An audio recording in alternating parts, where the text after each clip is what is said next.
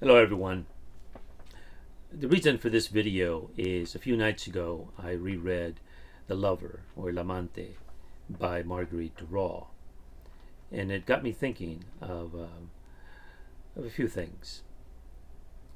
The first is it made me think of a line from a poem by Rainer Maria Rilke, and it's a very arresting line that I've liked for decades, and that is, "To you I belong, however time may wear away."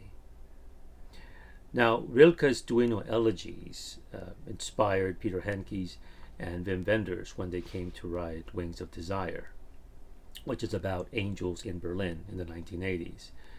And you have one angel who falls in love with a trapeze artist who's human. And he decides to give up his immortality for love. Now, mortality is, of course, finite. Now, I discovered Wenders, Nick Cave, Duras, and Rilke around the same time. The Lover, or El Amante, I read it in the Spanish translation in my reread, when you see here.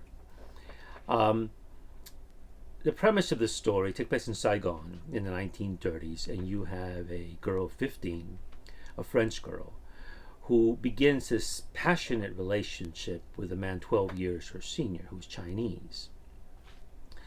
Now, she's French, she's Chinese. That's already one obstacle. Second obstacle is the class differences. She's impoverished, he's quite wealthy, and also the age differences. So, what got me thinking about the book, and in the context of these other stories that the aforementioned musicians and filmmaker and poets, is the idea that if you knowingly enter into a relationship that will not have a natural end, that circumstances beyond your control dictate it. Now, what you find is that you find yourself not discussing the future because there won't be one. Instead, you live in the moment, where you live and breathe that person, to use a cliche, but it's very true in this circumstance. Now, we're not just talking about people you're just physically intimate with. It has to be someone you are in love with, and they're in love with you. At least you think so.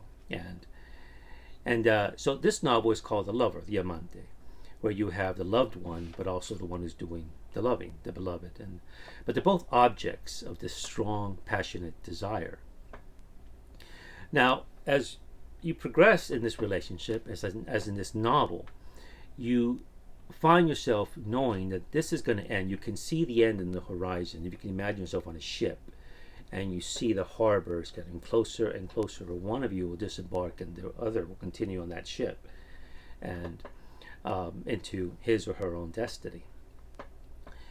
So you find yourself in this situation, right? And you find that the grief you're feeling, the pain you're feeling, you find that you love that pain as much as you love her. Now, in the novel here, the man tells the girl that he's finding that he loves the pain even more than he loves her. And early on in the novel, the night they first made love, she wants him, one, not to fall in love with her, and second, to make love to her, though, like he makes love to other women. But in the process, she does fall in love with him in this story.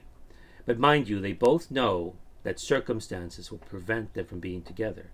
So they are managed to be together for about a year and a half before they are inevitably parted, right?